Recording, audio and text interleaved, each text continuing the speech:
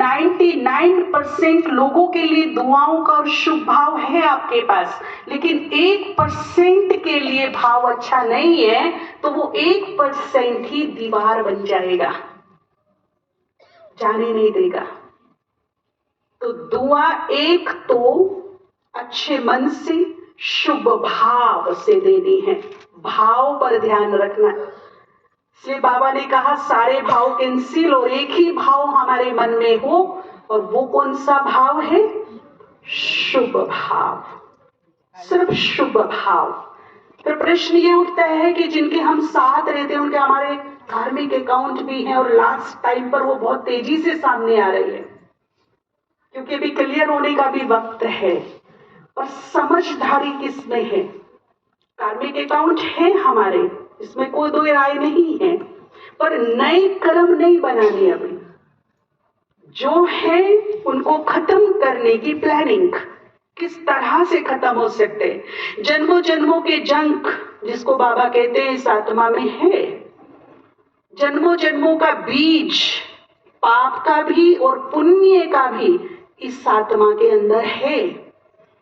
परंतु जिसे मैं हवा पानी दूंगी वो अंकुरित हो जाएगा, और जिसे मैं ठीक से धरनी हवा पानी नहीं दूंगी उसे मैं योग अग्नि से भस्म कर सकती हूं। ये मेरे पास ऑप्शन है। अब ये मेरे हाथ में है, किसे मुझे अंकुरित करना है, उसका फल लेना है, और किसे मुझे भस्म करना है। अभी श्री कृष्ण और द्रौपदी की बात हो रही थी, एक प्रेरणा देने के लिए एक कहावत बनी कि द्रौपदी ने भी प्रश्न पूछा श्री कृष्ण से कि ऐसा मैंने क्या किया इस जन्म में, जहां तक मुझे याद है मैंने किसी के साथ कोई बुरा नहीं किया, बुरा नहीं सोचा, किसी को कष्ट नहीं दिया, फिर मेरे साथ क्या हुआ? भरी सभा में एक नारी जाति का भारी भरकम अपमान, ये कौन से कर्मों की सजा मुझे मिली? तो श्री कृष्ण कहते इस जन्म का नहीं था, ये पूर्व जन्मों का था। पूर्व जन्मों का बीज तुम्हारी आत्मा में पड़ा था। ये तुमने कुछ ऐसा कर्म किया था पूर्व जन्म में जिसका तुम्हें यह रिटर्न मिला। तो फिर उसके अंदर दूसरा प्रश्न पैदा हुआ कि इतने जन्मों के बाद ही क्यों मिला? उसी भी जन्म में मिल सकता था, उसके अगले में मिल सकता था, फिर उससे अगले में, वो अभी ही क्यों मिला और इसी ही वक्त क्यों मिला?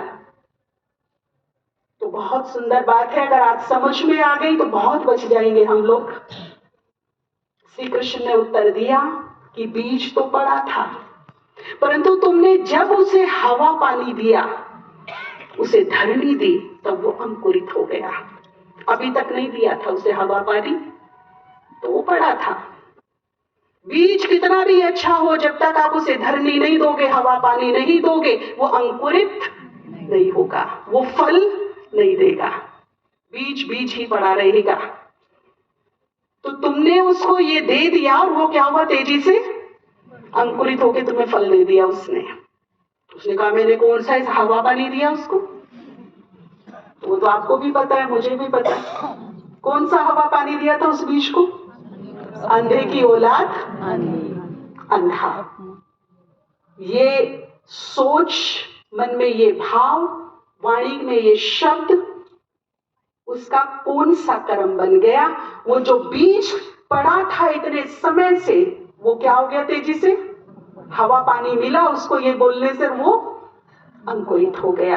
तो मुझे भी चाहे कार्मिक अकाउंट मेरे किसी के कितने भी कड़े क्यों ना हो, परंतु जो बीज पड़े हैं, समय रहते उन्हें पड़े रहने दो, और उन्हें जितना जल्दी हो सके योग अग्नि से जला करके भस्म कर दो। क्योंकि जला हुआ बीज को आप कितनी भी बेस्ट मिट्टी दीजिए, कितना भी बढ़िया जल दीजिए, कितना भी अच्छा क्लाइमेट दीजिए, जला हुआ बीज कभी भी अंकुरित नहीं होता। होता है क्या? आप जला करके बीज को अंकुरित कीजिए, वो अंकुरित होगा, जमेगा, पेड़ बनेगा, फसल देगा। तो हमारे पास ये ऑप्शन है, बीज पड़े हैं हम सबके पास। एक तो उनको हवा पानी नहीं देगी, अपनी सोच पर, अपनी वाणी पर, अपने कर्म पर, अपने व्यवहार पर फुल्ली अटेंशन। कोई भी सोच ऐसी ना हो जाए, कोई बोल ऐसा ना हो जाए, कोई व्यवहार ऐसा ना हो जाए कि यहां उसको हवा पानी मिले और मेरे लिए वो बहुत बड़ा तकलीफ बन जाए, मेरे लिए कष्ट बन जाए। तो इस भट्टी से हम ये अवेयरनेस यहां से लेकर के जाएंगे कि किसी भी